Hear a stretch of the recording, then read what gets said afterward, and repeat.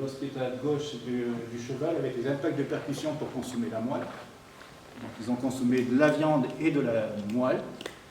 Et tout à fait en bas du site archéologique, les Chinois ont trouvé donc les ossements d'un rhinocéros laineux qui correspondent à un seul animal. Donc là, avec les vertèbres et les côtes, ils commencent à apparaître, mais en continuant de fouiller, ils ont trouvé le reste du squelette dans le sédiment. Et finalement, cet animal est quasiment complet. En étudiant donc ce rhinocéros laineux avec les dents, j'ai pu déterminer qu'il s'agissait d'un jeune adulte, puisque la troisième molaire, celle qui est tout à fait à gauche, est encore en train de sortir, et il devait donc avoir une dizaine d'années quand il est mort. Que d'après la taille des os, il s'agit d'un jeune mâle, donc en mesurant ses ossements. Et voilà, la photo est très très mauvaise. Donc le squelette de rhinocéros, ce qui est en jaune, c'est ce que j'ai retrouvé. Et donc si on déchiffre ce que l'on voit ici, il manque finalement que les os de la patte arrière droite. Tout le reste du squelette a été retrouvé. Vous ne le voyez pas, mais moi non plus, je ne le vois pas. Sur mon écran, c'est même pas jaune, c'est orange foncé. Là, ce sont les ossements donc, à la fouille que j'ai teinté de différentes couleurs pour les reporter sur le squelette qui est dessous. Mais là aussi, il y a un problème avec le vidéoprojecteur. Je pense qu'il faudra envisager de changer l'ampoule parce qu'elle commence à fatiguer. D'accord. Pas de souci. Bon conseil. Oui. Donc le squelette est complet. Ce que l'on a ici, ce sont les vertèbres cervicales, les côtes. On a ici les fémurs, un numérus de la patte droite, le radius cubitus de la patte droite, un autre radius là, le crâne, un morceau de bassin, et ici on a une mandibule. Et donc si j'étudie la répartition de ces différents ossements, c'est un animal qui, quand je regarde en plus ce qui est sur la photo de bas ici, donc avec le reste du squelette, quand on continue à fouiller, on a la patte qui est dessous. Et donc la disposition des différents os m'a permis de me prouver que c'est un animal qui s'est enlisé dans la vase au bord de la rivière, dans une zone marécageuse, que les os du côté droit se sont enfoncés dans la vase, qu'il est tombé sur le côté droit, et c'est le côté gauche qui était donc vers le haut. Et qu'ensuite il y a un courant, quand il y a une petite crue, qui est venue balayer les ossements de cet animal et qui les a déplacés, ce qui fait que les côtes ne sont plus en place et sont allées se plaquer, comme on le voit ici. Vous avez le fémur ici et des côtes qui sont plaquées contre le fémur. Le courant les a poussées, le fémur étant plus lourd, il n'a pas bougé, mais les côtes plus légères sont allées se plaquer contre le fémur. Donc ça, c'est le courant qui les a déplacés. Par contre, la position du crâne, qui est également très lourd, ça ne peut pas être naturel, puisque le crâne aurait dû rester en place, il est très lourd, et la mandibule, qui est encore plus lourde, est encore plus loin, puisqu'elle est là-bas, tout à fait en haut à droite. Donc il y a quelque chose qui n'est pas naturel, et il manque tous les os d'une patte arrière gauche, que l'on n'a pas retrouvé. Il est probable, par conséquent, donc petite photo supplémentaire, le courant qui déplace les ossements, mais qu'en plus, il y a les hommes qui sont allés se servir sur la carcasse de ce rhinocéros pour prendre la patte arrière et aller la consommer un petit peu à côté, déplacer le crâne, la mandibule, peut-être pour prélever la langue et la consommer également à côté. Et ce qui me permet d'expliquer pourquoi dans ce site-là, on retrouve autant d'ossements de rhinocéros qui ont été consommés, sachant que c'est un animal qui devait être très dangereux à chasser à l'époque au paléolithique moyen avec des petites lances. Je sais par ailleurs dans d'autres sites que les Chinois ont fouillé que le rhinocéros laineux qui s'est enlisé dans des zones marécageuses, c'est très fréquent. Il y a des sites où on a retrouvé plusieurs dizaines de rhinocéros enlisés, mais pas associés à des outils. Et là, il est possible que ce site archéologique se soit installé à proximité d'une zone marécageuse pour profiter de ce marécage pour se servir sur les carcasses des animaux qui vont s'enliser, soit naturellement, soit parce qu'ils les poussent vers la zone marécageuse, ça je ne pourrais jamais le dire, mais en tout cas ici ils ont prélevé une patte pour aller la consommer, et que tous les autres animaux, les autres rhinocéros qui ont été consommés dans les niveaux plus récents, ont dû se procurer cette viande de la même façon, sans forcément affronter directement le rhinocéros, qui ne devait pas être évident à chasser. Et donc plusieurs collègues jusqu'à présent se demandaient, quand on trouve du rhinocéros, s'ils le chassaient directement ou s'ils le piégeaient. il est possible que cette stratégie-là soit plutôt utilisée au paléolithique moyen. Donc voilà, donc ça c'était la conclusion. Ma conclusion, c'est qu'on a effectivement un animal qui a été donc qui s'est organisé naturellement et dont une partie de la carcasse a été consommée par les hommes. Oui. Juste un détail, c'est anecdotique, mais on dit rhinocéros laineux, mais comment on sait qu'ils étaient laineux, parce qu'on retrouve que les os? On a retrouvé des congelés en Sibérie. D'accord. Ouais. Et on a les dessins. Pardon. On a les dessins. Et on a les dessins laissés par dans la grotte d'Aufignac notamment, avec des rhinocéros qui sont représentés avec une longue toison, ou dans la grotte Chauvet, donc, où on a également des rhinocéros représentés avec une longue toison. Mais on en a également des congelés en Sibérie.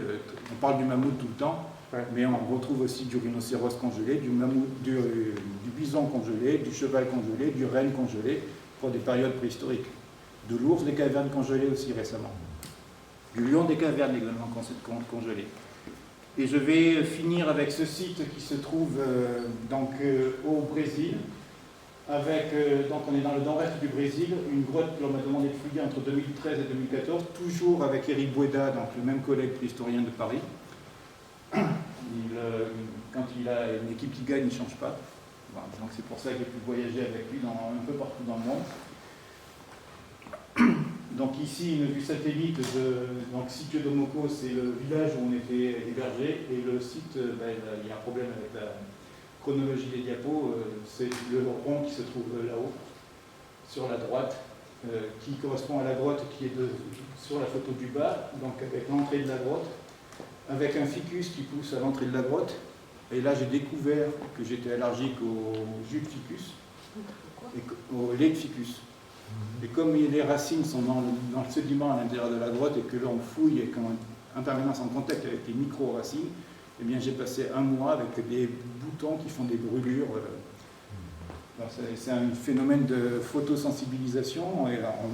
Une goutte du lait de ficus sur la peau, plus le soleil. Et au Brésil, il fait chaud, soleil, et ça fait une cloque comme une brûlure. Et j'ai passé un mois avec des petites cloques partout sur les bras et les jambes. Donc, une découverte pas archéologique, mais concernant mon allergie au ficus. Eric Bueda, donc sur la photo. Cette région-là est très célèbre depuis les années 1960 pour ces nombreux sites archéologiques avec des peintures préhistoriques sur les grottes, sur les parois. On est dans la Serra de Capivara, qui est donc maintenant un parc naturel et un parc archéologique. Et il y a plus de 150 abris sous roche avec des peintures préhistoriques comme ça dans cette région-là. Donc très célèbre également pour le site de Pedra Furada, qui à partir de 1970 a permis de dire qu'on avait une occupation humaine en Amérique du Sud avant 12 000 ans, qui est de la date retenue pour l'arrivée de l'homme en Amérique du Sud. Et les Brésiliens, en fouillant ces niveaux-là, ont trouvé des pierres taillées à 20 000, 30 000, 40 000, 50 000 ans. Et on leur a dit non, c'est pas possible. C'est pas possible parce que tout simplement, donc les pierres taillées, les voilà. Et ce n'est pas possible. J'ai pas de photo. Non, je pense avoir une photo. Donc ça, c'est les différents points. Ce sont tous les sites archéologiques et des peintures dans le parc de la Serra de Capivara. Et dans cette région-là, donc on a, là où il y a les peintures, des falaises de grès avec au-dessus des falaises avec des galets qu'on appelle des poudingues. Et avec l'érosion, ces galets se détachent et tombent au sol. Et ils peuvent, par hasard, aller percuter un autre galet qui est déjà au sol et détacher un éclat.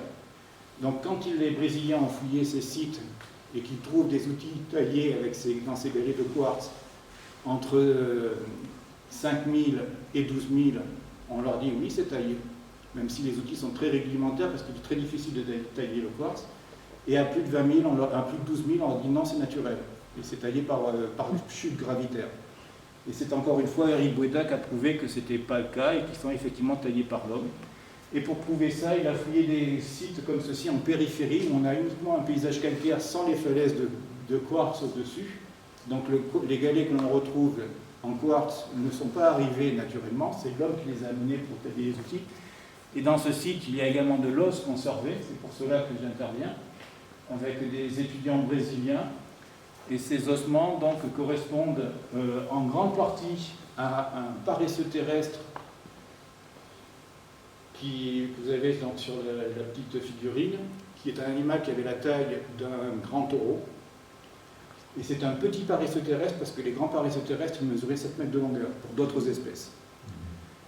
Donc en Amérique du Sud, la particularité, c'est qu'on a ce qu'on appelle une mégafaune, des animaux de très très grande taille qui ont disparu autour de 12 000 ans, c'est-à-dire soi-disant avant l'arrivée de l'homme. Et là, on a donc du paresseux terrestre associé à d'autres animaux que vous avez sur les photos, avec du paléolama, avec des cervidés, avec des petits rongeurs, avec du tatou. Et ces ossements, donc ça c'est ce qui m'a permis d'identifier les différentes espèces. Ça, ce sont les ossements du paresseux terrestre, donc, qui correspond à une espèce qu'on appelle Célidodon, qui fait donc la taille d'un grand taureau, avec des éléments de carcasse qui sont en connexion anatomique. Et sur ces éléments de carcasse en connexion anatomique, ce qui n'est plus en connexion, notamment les côtes qui ont été détachées, qui se trouvaient à côté de la cage thoracique, il y a des stries de boucherie. Des stries de boucherie qui ne posent aucun problème pour dire que c'est des stries de boucherie, ça ne peut pas être naturel. Elles sont situées sur plusieurs côtes pour désarticuler la côte de la colonne vertébrale. Et ce sont les premières preuves de traces humaines découvertes sur des animaux appartenant à la mégafaune américaine, sud-américaine. Donc pour ce site-là, depuis au Brésil, d'autres découvertes ont été signalées. En Argentine également, au Chili, au Pérou également, mais ça c'est la première fois, la toute première preuve de contact entre l'homme et la mégafaune sud-américaine, avec des stries de boucherie montrant que cet animal a été consommé. Et je peux même supposer que cet animal devait avoir un comportement un petit peu comme nos ours, c'est-à-dire nos ours des cavernes, c'est-à-dire qu'ils devaient l'été pendant la période sèche, parce que ce sont des animaux herbivores de grande taille. Et quand pendant la période sèche, les arbres perdent leurs feuilles, et donc ils devaient l'été aller passer l'été dans les grottes, comme nos ours le font en hiver, pour attendre donc la saison de repousse des feuilles, et soit ces animaux mouraient naturellement dans les grottes, soit ils pouvaient être chassés dans les grottes, comme c'est le cas pour cet animal-là. Donc dans les grottes brésiliennes, on retrouve de très très nombreux squelettes d'animaux de mégafaune qui sont allés mourir dans les grottes. Et de temps en temps, certains ont été mangés par nos ancêtres préhistoriques. Voilà, et pour conclure, des découvertes paléontologiques et archéologiques, pas seulement, puisque ça m'a permis de voyager un petit peu partout, avec découvrir des paysages comme ici, les ruines de Palmyre, où maintenant il ne doit plus rester grand-chose debout. Oh là là. Voici quelques exemples, quelques autres photos des ruines de Palmyre, sachant que la photo qui est en haut, c'est le temple de Bel, et que quand on résidait à Palmyre, au moins une fois par semaine, quand on faisait les courses, on dormait dans une petite maison qui est juste derrière, au milieu des ruines, alors que le village est en périphérie. En souvenir donc des Syriens, là c'est le gardien de notre site archéologique et de notre maison de fouilles, qui a priori, d'après les dernières nouvelles, est toujours vivant, mais il a dû se réfugier pendant pas mal de temps en dehors du site qu'il a laissé à l'État islamique. Notre cuisinier en haut et donc notre boulangère en bas, pour lesquels je n'ai pas de nouvelles. 3 villageois qui ont fouillé de très nombreuses années avec nous et pour lesquels je n'ai pas de nouvelles non plus, et qui savaient fouiller mieux que nos étudiants français sur le site, et qui a été capable de fouiller et de faire les relevés sur les feuilles de relevé en X, Y, Z mieux que les étudiants français, et surtout plus vite. Des connaissances avec les villageois également, pour lesquels, pour la plupart, je n'ai pas de nouvelles, sauf si celui qui est sur la photo en haut à gauche, qui était un ouvrier qui travaillait avec nous également, qui était sourd-muet, et qui lui a été décapité dans la ville de Raqqa parce qu'il aurait soi-disant insulté Allah en étant sourd-muet. Je ne vois pas comment il fait, mais il a fini comme ça malheureusement, et alors qu'il était extrêmement gentil. Et voilà donc ce qui peut rester du temple de Bel avec les photos que je vous ai montrées tout à l'heure, les saccages qu'ils ont pu provoquer donc, dans les ruines les ruines de Palmyre. Ça, c'est également donc, le conservateur Khaled Assad du musée de Palmyre qui a été décapité après avoir été torturé pendant plusieurs jours en 2007-15. J'ai également pu visiter la ville d'Alep, très célèbre. Voilà ce qu'il en restait il y a quelques années. Dans le nord de la Syrie, on avait également les églises paléo-chrétiennes extrêmement jolies, qui, elles, n'ont probablement pas été détruites, mais ont servi de support publicitaire pour la propagande de l'État islamique. Et ça, c'est la mosquée de Damas, telle que moi je l'ai vue. Et la mosquée de Damas, il y a quelques années, telle qu'on peut la voir sur Internet, avec des traces de balles et des trous d'obus sur les murs, et tout en ruine à l'intérieur. Donc voilà, je voulais rendre hommage à ce pays où j'ai travaillé pendant 20 ans, à raison d'1 mois et demi par an à chaque fois, en moyenne. Pour changer de paysage, donc découverte également d'autres régions, comme ici le sud de la Chine, avec des traditions tout à fait différentes de ce que l'on peut voir dans d'autres pays. Ici, et donc de beaux souvenirs, avec des gens qui sont très chaleureux, avec toujours des repas organisés pour fêter tout ce que l'on pouvait faire. Ça, c'est dans le nord de la Chine, donc la ville construite depuis 1990 avec des monuments monumentaux, puisque les 2 chevaux qui cabrent font 20 mètres de hauteur.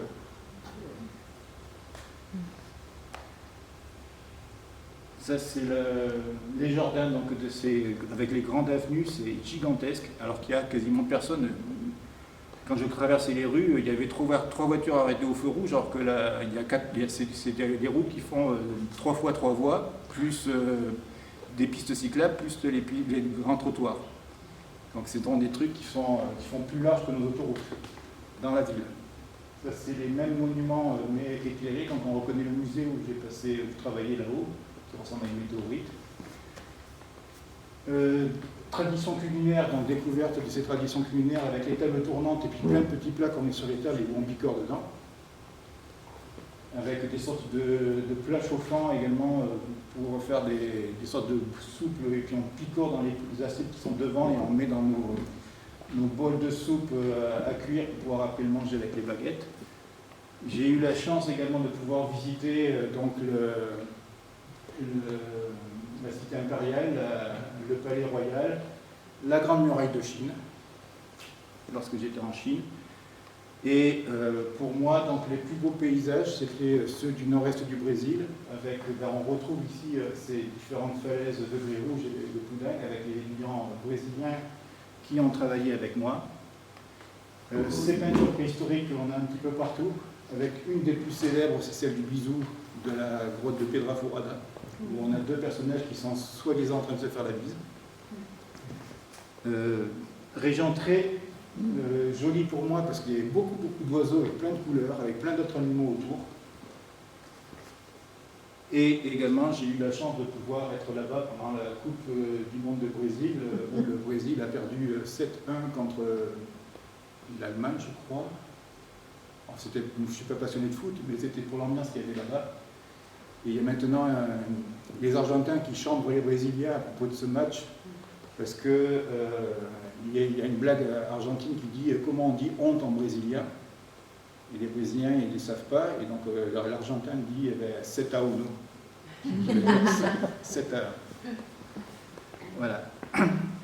Découverte également pour les transferts de connaissances, puisque pendant les 2 campagnes de fouilles au Brésil, j'ai encadré une petite dizaine d'étudiants pour fouiller dans ces sites-là et leur apprendre les méthodes de fouille. Leur transmettre également des connaissances, ça c'est en Chine où je leur ai fait des cours d'archéozoologie, donc je leur parlais de ma spécialité. Au Brésil, je leur ai appris à allumer du feu avec 2 morceaux de bois. Même aux ouvriers locaux qui me disaient que leurs grands-parents savaient le faire, eh bien, eux avaient oublié, mais j'ai pu leur apprendre aussi. Et ces découvertes ne sont pas finies, puisque ça, c'est ce que j'ai fouillé cet été, avec un squelette d'auroch complet que j'ai pu sortir d'une grotte dans le massif des Vosges, et une grotte à ours des cavernes avec un crâne parmi ceux que j'ai trouvés dans ce site-là. Voilà. Et là, cette fois-ci, j'ai fini.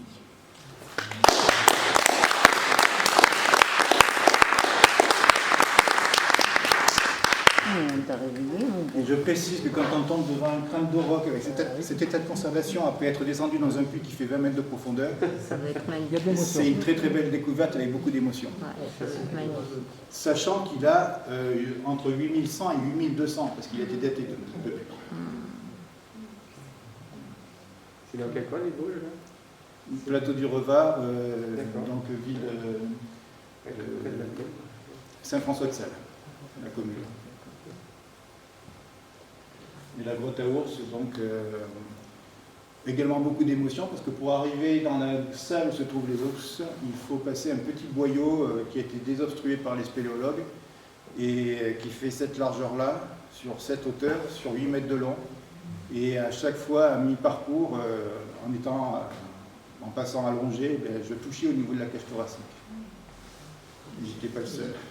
Et on ne sait pas comment l'ours s'est passé. Si, le remplissage il s'est mis en place, donc l'entrée de la grotte a été bouchée bien longtemps après l'occupation par les ours des Il cavernes. serait passé par le boyau quand même? Non, le porche de la grotte devait être un porche immense qui faisait au moins une vingtaine de mètres de longueur sur 2 mètres de hauteur. Ouais, ça. Et depuis, il est complètement bouché, il ne reste plus que ça entre le plafond et le remplissage. C'est en fin de compte un glacier, lors de la dernière glaciation, qui a dû, avec la moraine latérale, pousser tous les blocs dans l'entrée de la grotte.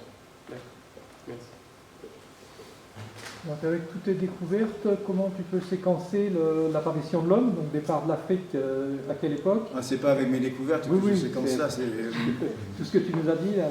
Ça, ce sont les autres collègues qui travaillent sur ça. Donc, on pourrait, en restant simple, proposer deux périodes de sortie d'Afrique. Donc, une évolution de l'humanité qui se fait essentiellement en Afrique. Les plus vieux fossiles sont africains, avec donc, des fossiles à 7 millions d'années avec Toumaï, et puis après toute l'évolution qui arrive jusqu'au premier représentant du genre Homo.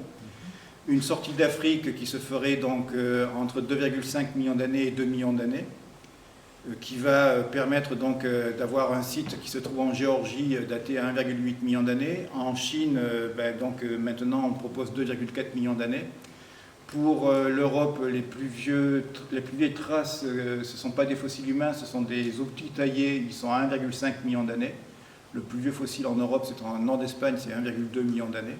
Donc ce serait, en restant au sens très large, des Homo erectus pour cette première vague de migration qui aurait colonisé l'Asie et un petit peu plus tardivement l'Europe. Une évolution qui continue toujours en Afrique, à partir des Homo erectus au sens large qui sont en Afrique, pour ensuite évoluer vers notre espèce Homo sapiens. Le plus vieux fossile actuellement correspondant à notre espèce, c'est celui qui a été retrouvé au Maroc dans le site de Djebel Irhoud, on est à 300 000 ans. Ce serait le plus vieux Homo sapiens, donc homme moderne comme nous. Et autour de 120 000 ans, profitant d'une amélioration climatique au niveau du Sahara, avec une végétation plus verte, parce qu'on a une phase climatique plus humide, les hommes vont profiter de cette période-là pour sortir d'Afrique en passant par le Proche-Orient. Et on a donc des sépultures dans des tombes, des fossiles d'hommes modernes, entre 120 000 ans et 90 000 ans. Donc ce serait la deuxième vague de migration hors d'Afrique concernant cette fois-ci notre espèce Homo sapiens. Et en parallèle, on a des Homo erectus au sens large qui vont évoluer en Europe de l'Ouest pour donner progressivement des hommes de Néandertal, donc une évolution différente, vers l'homme moderne en Afrique, vers l'homme de Néandertal en Europe. Et ces hommes de Néandertal vont, pour certains d'entre eux, migrer vers le Proche-Orient et rencontrer les hommes modernes Homo sapiens au Proche-Orient. Et la génétique nous dit maintenant que ces Néandertaliens et ces Homo sapiens se sont hybridés, certainement autour de 70 000 ans au Proche-Orient. Et les hommes modernes vont continuer la migration vers l'Asie, avec des fossiles que l'on retrouve à 70 000 ans donc au nord de l'Himalaya, 50-60 000 ans au nord de l'Australie, et seulement 45 000 ans pour l'Europe de l'Ouest. Donc a priori, ils auraient mis moins de temps pour aller en Australie, alors qu'il faut traverser un bras de mer, même si on imagine que pendant ces périodes-là, on est dans une période glaciaire, le niveau de la mer était 120 mètres plus bas, donc au niveau de toutes les îles d'Asie du Sud-Est et d'Indonésie, c'était en fin de compte y passer sur la terre ferme. Et il ne reste plus qu'une bande de 50 km pour finir d'arriver en Australie, mais ils y sont arrivés autour de 60 000 ans, alors qu'en Europe, qui est beaucoup plus proche du Proche-Orient, ils n'y sont arrivés que vers 45 000 ans. Et ensuite, ils vont passer par le détroit de Bering pour aller coloniser l'Amérique, d'après les hypothèses récentes, mais ça ne pourrait se faire qu'à partir de 15 000 ans, pour qu'il y ait une phase de déglaciation avec un couloir qui permettrait de passer par l'Alaska. Sauf qu'on a des fossiles en Amérique du Sud qui sont des outils taillés qui sont à plus de 12 000 ans, qui sont même jusqu'à, d'après les sites fouillés par Eric Bueda, avec les datations, on va frôler les 30 000 ans. Les Brésiliens vont même jusqu'à dire qu'on est à 50 000 ans, ce qui voudrait dire qu'ils sont arrivés bien plus tôt. Il y a même une découverte qui a été faite il y a quelques années maintenant en Californie, où on a des ossements et quelques pierres qui seraient d'origine humaine et qui sont, eux, datés à 120 000 ans, je crois. Donc ce ne serait même pas l'homme moderne qui serait le premier à arriver en Amérique, ce serait peut-être une autre espèce comme 120 000 ans, c'est contemporain des Néandertaliens en Europe ou des Homo erectus en Asie. Donc il y a encore des choses à découvrir. Donc encore plein d'émotions pour ces découvertes. Merci. Merci à toi. Oui. J'ai entendu dire qu'il y avait aussi des déplacements de matériaux de taille. Je crois qu'on retrouve des... Oui. Comme s'il y avait eu une industrie, enfin du commerce, Oui. des déplacements de matériaux. Oui, ça existe effectivement, mais après, tout dépend des époques.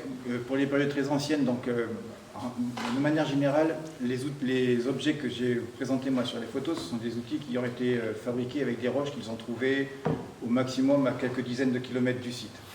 Mais on a des sites, effectivement, où on peut avoir des roches qui ont parcouru plusieurs dizaines de kilomètres, voire plusieurs centaines de kilomètres.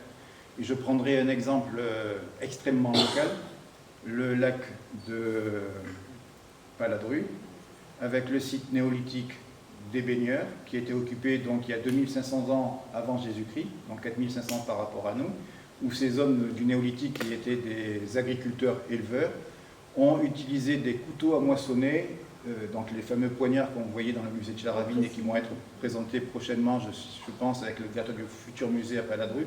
Donc ces poignards avec les manches en osier sont faits dans des grandes lames qui correspondent à un silex du Grand Pressigny, et le Grand Pressigny c'est dans le sud de la Touraine, ça fait 700 km. Sachant qu'à cette époque-là, ces grandes lames sont taillées avec une méthode très particulière qui est caractéristique de cette période, avec des ateliers de taille autour du Grand Pressigny dans le sud de la Touraine où ils produisaient ces grandes lames de façon industrielle, donc il y avait des tailleurs professionnels qui faisaient ces grandes lames, d'où l'exportation jusqu'à Paladru. On en a retrouvé également en Suisse ou dans le sud de l'Allemagne, donc ça va même aller plus loin. Et bien à cette même époque, dans le Vercors, sur le site de Vassieux, on a un atelier de taille où sur les grosses dalles de silex, les hommes taillaient également des grandes lames, puisqu'on a retrouvé les roches, donc ça s'appelle le nucléus, donc le bloc qui permet de détacher les grandes lames, plus tous les déchets de taille sur le site de Vassieux. Et ces grandes lames étaient fabriquées avec le même savoir-faire et probablement, d'après certains préhistoriens, par le même groupe que ceux qui ont taillé le silex au Grand Pressigny. Et pourtant, on n'a pas de silex de Vassieux sur le site de Paladru, du moins de Charavine. Donc sur le site de Charavine, ils ont utilisé du silex local qui vient de Chartreuse pour les outils de la vie courante de tous les jours.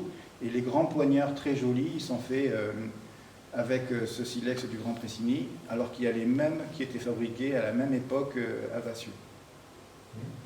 Et ces poignards, même s'ils sont très jolis, servaient de couteau à moissonner, puisqu'on a retrouvé sur le tranchant des traces d'usure qu'on examine au microscope, qui sont caractéristiques de la découpe de céréales. Et en plus, quand on coupe des céréales, dans la tige des céréales, il y a des petites fibres de silice, celles qui nous coupent les doigts quand on tire sur un brin d'herbe. Ça vous est certainement arrivé. Eh bien, c'est parce que dans les feuilles des céréales, les graminées, il y a des petites fibres siliceuses qui se sont mélangées à la silice du silex. Et donc, au microscope, on voit dans la partie polie du couteau des petites fibres de graminées qui sont amalgamées à la silice du silex. Donc elles ont servi de couteau à moissonner.